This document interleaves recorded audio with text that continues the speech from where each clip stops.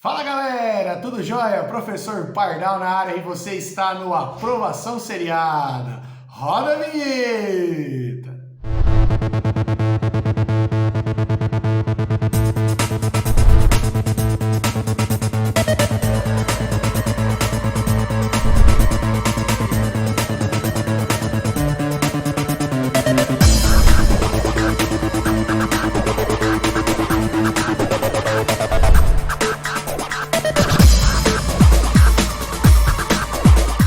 Fala pessoal, tudo bem? Seja bem-vindo aqui a mais um vídeo do nosso canal Aprovação Seriada.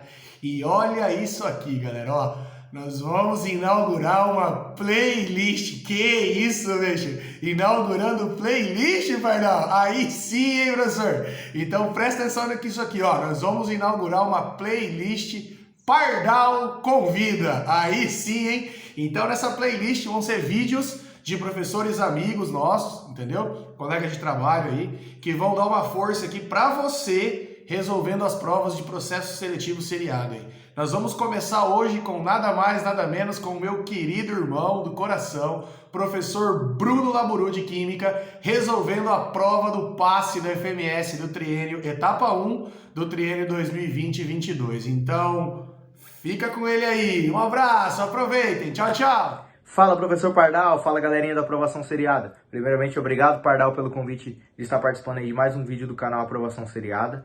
Nesse vídeo nós vamos resolver 5 questões de Química que caíram no passe primeira etapa, triênio 2020-2022 aí, beleza? Eu fiz uma enquete lá no meu Instagram entre o PASO EM e o PASO FMS. E a prova que obteve maior votação foi o PASO FMS, então nós vamos resolver aí essas 5 questões que caíram na prova. Beleza? Vamos lá, galera. Essa é uma prova bem tranquila. Na verdade, existia ali 3 exercícios bem tranquilos que um aluno de primeiro ano com certeza conseguiria resolver, né? E aí tinha mais uns 2 exercícios ali de nível de primeiro ano, porém com um pouco de complexidade aí, que tinha que, principalmente a questão da geometria e tal, precisava saber bastante do assunto aí, né? Mas vamos resolver a primeira questão aqui, a questão 41. Ela falava assim, ó: as frutas adstringentes são aquelas que costumam dar a sensação de travar a boca, tais como banana, caquis e cajus quando estão verdes. Esses alimentos têm em sua composição hidróxidos ou álcalis. Tá? Qual é a fórmula química que representa o hidróxido? Então, assim, essa primeira questão aí o aluno vê o enunciado e já fica feliz, né?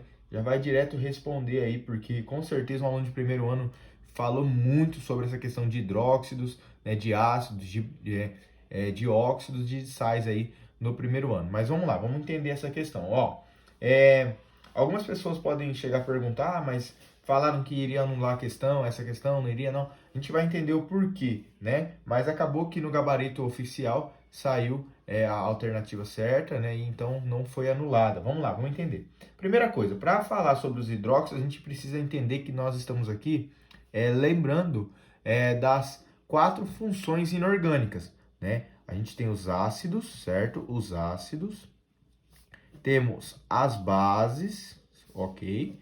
Temos os sais e também os óxidos, beleza? Os óxidos. Essas 4 funções inorgânicas que a gente vê aí no primeiro ano. Nesse caso aí, ó, ele está especificando somente uma função para nós, que são as bases, que também ele deu o nome aí de hidróxidos, tá? Hidróxidos, beleza?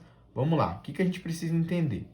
Os hidróxidos, o próprio nome já diz, é quando a gente tem uma hidroxila, ou seja, o íon hidroxila, OH-, tranquilo? Esse daí é importante para nós.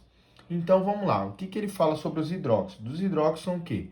São todas, ou seja, as bases, segundo Arrhenius, são o quê? Vamos lá, Arrhenius. São todas substâncias, né, que em meio aquoso vão liberar OH-. Então vamos lá, vamos ver um exemplo aqui, ó. O NaOH, por exemplo, o hidróxido de sódio, em contato com a água, tá? Em equilíbrio químico com a água aí, certo? Ele vai liberar o Na+, que é um cátion e o OH menos, tá? Que no caso aí é a hidroxila, o hidroxila, tá bom? Então o que é importante? A gente precisava saber exatamente dessa teoria de Arrhenius para responder essa questão. E aí quando a gente vai olhar para as alternativas, ele dá lá, na alternativa A ele coloca um ácido para nós. Na alternativa A ele coloca o ácido sulfúrico. Ou seja, o nome já diz, é um ácido, não é uma base, não pode ser. Então a alternativa A está errada. Na alternativa B, ele dá para nós o amônio, o NH4, certo? O amônio também não pode ser. Na alternativa C, ele fala para nós da amônia, tá? Que é o NH3, também não. Já na alternativa D, né? Eu vi alguns alunos marcando isso daí, discutindo a alternativa D aí, porque se confundiu por conta desse oxigênio aí, né? Mas não pode ser, porque o MgO2, né? O MgO2 é para nós aí um óxido, beleza? É um óxido. Também não pode ser nesse caso aí, tranquilo? E essa questão aí também tem que tomar bastante cuidado, por conta o oxigênio é 2- e o magnésio também, mas ele é 2+. Então, nesse caso aí, esse 2 aí, não sei por que apareceu, tá? Então, foi uma questão aí que algumas pessoas ficaram discutindo aí também, tá? E na alternativa E, que é a alternativa correta, né? Ele colocou o OH, tá? Só que aí que vem a questão. Por quê? Ele colocou OH. E a teoria de Arrhenius fala para nós que tem que ser OH-, né? Ou seja, quando em contato com água, libera OH-. Porém, o gabarito oficial saiu e foi dado como alternativa E aí, né? Considerando que no caso aí, ele colocou o OH como hidróxido. Então, a gente segue o gabarito oficial e a teoria de Arrhenius aí, beleza? Então, essa é a primeira questão, alternativa E. Questão 41. Estamos falando das bases, dos hidróxidos aí. Agora vamos resolver a nossa segunda questão, questão 42. Ela fala assim, ó. Diversas substâncias químicas são produzidas anualmente para suprir as necessidades da nossa sociedade. Em toneladas, a substância química mais produzida anualmente é o ácido sulfúrico e, em número de moléculas, a amônia. A massa aproximada em toneladas de ácido sulfúrico que possui o mesmo número de moléculas existente em 1 tonelada de amônia é... Aí ele deu os dados para nós lá, né? Deu as massas molares do hidrogênio, nitrogênio, oxigênio e enxofre. E também a constante de Avogadro, 6,02 vezes 10 a 23, tá? Então a gente precisa... uma estequiometriazinha que na verdade a gente vai trabalhar só com valores. Não vamos achar produto, reagente, nada disso. Então vamos lá, ó. Primeira coisa, vamos pegar os dados da amônia. Lembrando, então vamos lá. 1 mol de amônia, tá? 1 mol de amônia do NH3 é a mesma coisa de eu falar que eu tenho 17 gramas de amônia. É só somar as massas atômicas aí dos átomos. E que é a mesma coisa de eu falar que eu tenho 6,02 vezes 10 a 23 moléculas, tá? Moléculas, beleza? Tranquilo? Isso a gente tem de informação. Então, vamos pegar essa informação da amônia e trabalhar para achar a quantidade de moléculas em 1 tonelada dela. Então, vamos lá, ó. Não preciso trabalhar com mol nesse caso aqui. Vamos trabalhar com o gramas, que no caso a gente vai passar para toneladas, e essas moléculas aqui. Então, vamos lá, ó. 17 gramas é a mesma coisa, galera, de 1,7 vezes 10 elevado a menos 5 toneladas, certo? Esse valor aí, né, que a gente transformou ela, dá para nós o quê? 6,02 vezes 10 a 23 moléculas. Certo? Beleza? Até aqui tranquilo. E aí, ele quer saber em 1 tonelada, né? Em 1 tonelada. Quantos que teremos nesse número de moléculas aqui, certo? Se você fizer a conta aí, você vai chegar no valor de 3,5 aproximadamente, vezes 10, elevado a 28 moléculas. Ou seja, achamos a quantidade de moléculas em 1 tonelada de amônia. Beleza.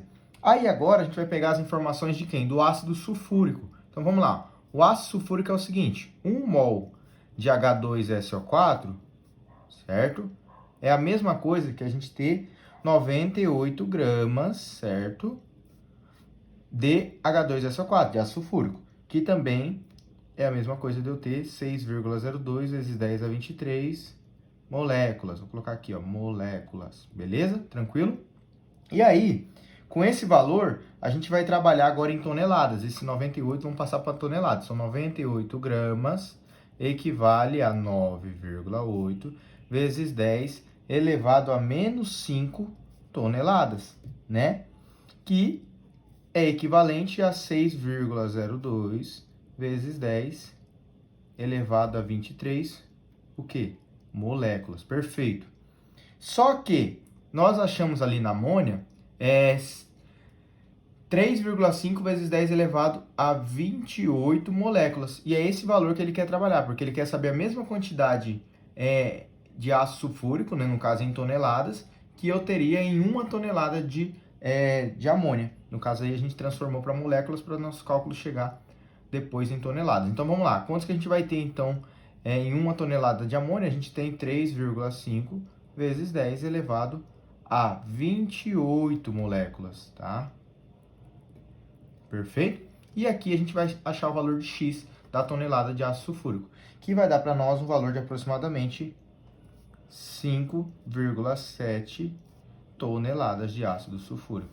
Ou seja, chegamos na resposta. O importante dessa questão é que ele não trabalhou assim com valores de produto, reagente, mas ele fez para a gente analisar aí os valores de Avogadro, massa e também essa constante aí do mol aí, sempre trabalhando de 1 mol para 1 mol, beleza? Vamos então lá, a galera, resposta certa é 43. Eu até deixei escrito aqui porque, como eu disse para vocês no início do vídeo, na minha opinião, essa foi uma das questões mais complexas aí da prova, né? Exigia um nível de conhecimento um pouco mais apurado e também uma interpretação na parte do texto aí para a gente chegar na alternativa certa. Eu vou ler o texto e a gente vai discutir ela. Então vamos lá, ó. Os sólidos reticulares ou de rede covalente não possuem moléculas individuais. Todos os seus átomos estão unidos por ligações covalentes que formam uma rede bidimensional ou tridimensional, que se estende por todo o cristal. São sólidos muito rígidos e duros, com elevados pontos de fusão e de ebulição. Então vamos lá. Nesta figura, cada esfera representa um átomo e cada traço uma ligação química entre os dois átomos. Galera, tanto no texto como no enunciado tem algumas informações bem importantes, principalmente a questão da ligação covalente. Ele fala aí da ligação covalente. Então, ele vai colocar algumas alternativas que vai fazer ligação iônica, que vai ter liga metálica, e a gente vai ter que eliminar elas, tá bom? E também é importante a gente analisar o enunciado olhando para a estrutura, porque ele fala que cada esfera representa um átomo. E a gente vê que tem esferas que são um pouco maiores e esferas que são um pouco menores. Então isso é importante na hora de analisar. E também as ligações, cada traço uma ligação, né? Então no caso ele estaria fazendo só ligações simples, tá? Então isso é importante. Vamos lá. Esse modelo tridimensional é utilizado para representar a estrutura reticular da substância. Então vamos lá.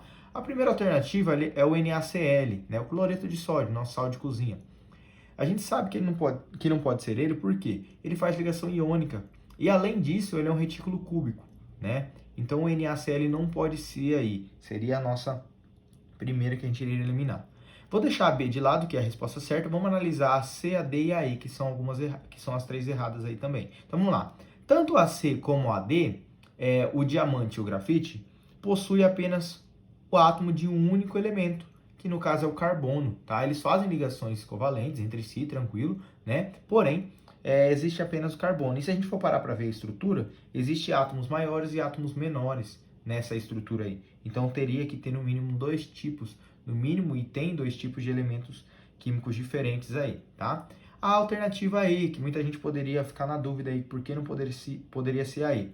Primeiro, a gente está analisando aço, né, que no caso é uma estrutura de ferro e carbono, e aí a gente para ver, primeira coisa, o aço é uma liga metálica, então já tira de lado a parte da ligação covalente. E depois disso a gente analisa a estrutura também. O ferro seria o átomo maior fazendo as 4 ligações e o carbono seria o átomo menor fazendo apenas 2, né, caso fosse acontecer. Então não teria como, tá? Então não pode ser aí. Analisando agora a alternativa B, que é a correta, a gente olha lá, né, que é a sílica.